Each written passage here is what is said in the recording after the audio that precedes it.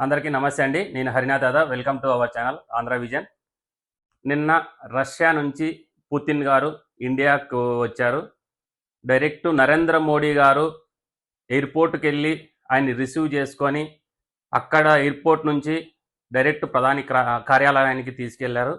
ఇక్కడ ముఖ్యంగా చెప్పుకోవాల్సిందేమంటే, ఆ ఎయిర్‌పోర్ట్ నుంచి ప్రధాని కార్యాలయానికి వెళ్ళే సమయంలో ఒక గొప్ప విషయం అని చెప్పుకోవాలి. అదేమంటే టొయోటా కంపెనీ ఫార్చునర్‌లో నరేంద్ర మోడీ గారు, అలాగే పుతిన్ గారు వెళ్లారు. దాంట్లో ఎందుకెళ్లారనేది ఇక్కడ పాయింటు. ఈ విధంగా చేయడం వల్ల ప్రపంచ దేశాలు మొత్తము కళ్ళప్పగించి చూసే విధంగా నిన్న జరిగింది. అమెరికా కావచ్చు, నాటో దేశాలు, G7 దేశాలు పుతిన్‌ని ఒక గ్లోబల్ విలన్‌గా చూపించే విధంగా ఆ దేశాలు పుతిన్‌కి రష్యాకి ఆపోజిట్ అయ్యాయి.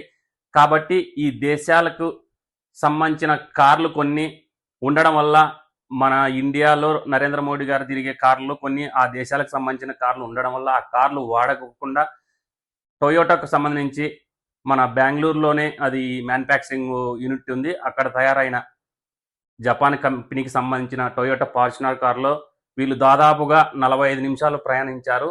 దీని మీద ఎక్కువ చర్చ జరుగుతూ ఉంది. కానీ మీకు ఇక్కడ ఒక డౌట్ రావచ్చు. ఫార్చునర్ కారు కూడా బాగుంటుంది కదా, దాంట్లో వెళ్ళడం ఇదేం పెద్ద వింత అని చెప్పచ్చు. కాకపోతే ప్రపంచంలో అత్యంత భద్రత కలిగిన నాయకుల్లో వ్లాదిమిర్ పుతిన్ గారు ఒకరు. ఇతనికి 5 అంచెల భద్రత అనేసి ఉంది. ఈ భద్రత ఉన్నా కూడా కేవలం ఆయన ఫార్చునర్ కారులో వెళ్ళాడు. ఆయన కారు RS సోనెట్ అనేసి ఆయన కారు.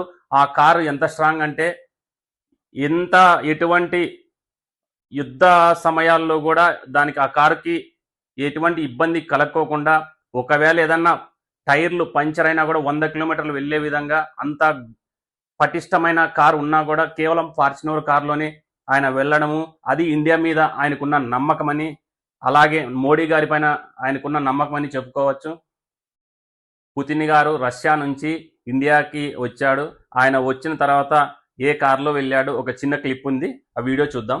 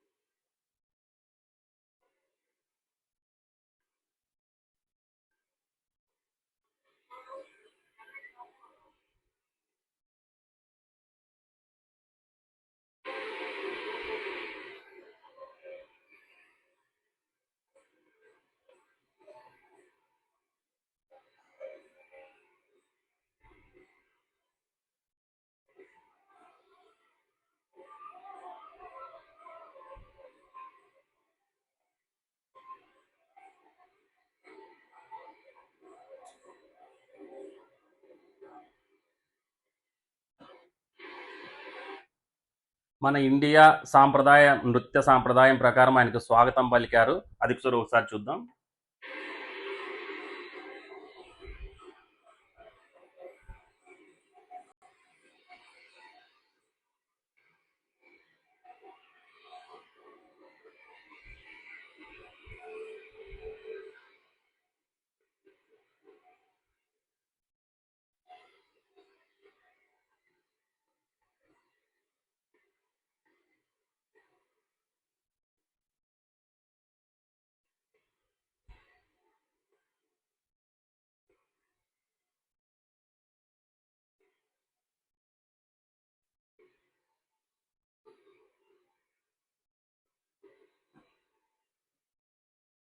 ఇక్కడ ఢిల్లీలో MH రిజిస్ట్రేషన్ మహారాష్ట్ర బండి ఉందండి. దీని గురించి మళ్ళీ చెప్తున్నాం.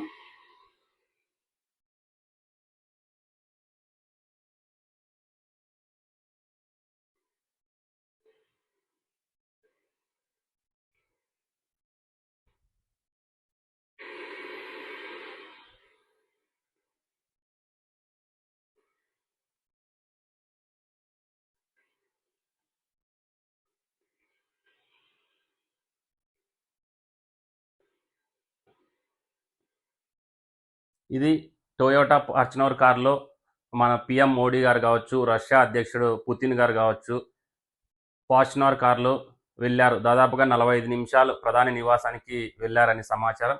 అలాగే ఇక్కడ ఎంహెచ్ రిజిస్ట్రేషన్ అని ప్రధాన భద్రతా వలయాల్లో ఉగ్రవాదులకి ఎటువంటి ఇన్ఫర్మేషన్ లేకుండా ఒకసారి ఎంహెచ్ రిజిస్ట్రేషన్ కావచ్చు, ఒకసారి కేఎల్ రిజిస్ట్రేషన్ కావచ్చు, ఒకసారి ఢిల్లీ రిజిస్ట్రేషన్తో బండ్లు మార్చి వెహికల్ మార్చి వాళ్ళకి ఒక కన్ఫ్యూజన్ అయ్యే విధంగా అక్కడ ఉన్న భద్రతా వలయాలు దేశ అధ్యక్షులు వస్తున్న సమయాల్లో ఇలాగ వాళ్ళు పటిష్ట భద్రత ఏర్పరుస్తారనేసి ఒక సమాచారం ఉంది. రష్యా అధ్యక్షుడు పుతిన్ గారు ఒక నిఘా సంస్థలో ఒకప్పుడు పనిచేసేవాడనేసి, అందుకని ఆయన నడిచే నడక కావచ్చు, ఆయన చుట్టూ ఉన్న భద్రత కావచ్చు, ఒక నిఘా వ్యవస్థ ఎక్కువగా ఉంటూ ఆయనకి ఎక్కువ శత్రు దేశాలు ఎక్కువ ఉన్నాయి, శత్రువులు కూడా ఎక్కువ అని చెప్పుకోవాలి. కాబట్టి ఆయన మీద 5 అంచెల భద్రతా వ్యవస్థ ఉంటుంది. అలాగే ఆ కార్లో వెళ్తూ 45 నిమిషాలు వెళ్ళారనే సమాచారం. వెళ్ళిన 45 నిమిషాలు ఏం మాట్లాడారు, దేని గురించి అనేసి ఒక ఇంటర్వ్యూ ద్వారా మనకు తెలిసిన విషయం ఏమంటే, అక్కడ కరెంట్ అజెండా ఒకటి ఉంది. అది దేశాల మధ్య ఒప్పందాలు, దాదాపుగా 16 ఒప్పందాలు జరిగాయి అనేసి, అలాగే యుద్ధం శాంతియుతంగా విరమించుకోవాలనేసి నరేంద్ర మోడీ గారు సూచించారనేసి, అలాగే ఇది ప్రీ ప్లాన్తో అయినది కాదు అనేసి రష్యా అధ్యక్షుడు చెప్పడం జరిగింది. ఈ విధంగా మోడీ గారు, పుతిన్ గారు ఇరు దేశాల మధ్య మంచి వాతావరణం ఉండాలనేసి దాదాపుగా 16 ఒప్పందాలు జరిగాయనేసి ఒక సమాచారం. అలాగే కొన్ని దేశాలకి ఇది మింగుడు పడడం లేదు. ఏది ఏమైనా కూడా దేశాలు బాగుండాలి, మన దేశం అభివృద్ధి చెందాలనేసి కోరుకుంటూ థ్యాంక్ యూ.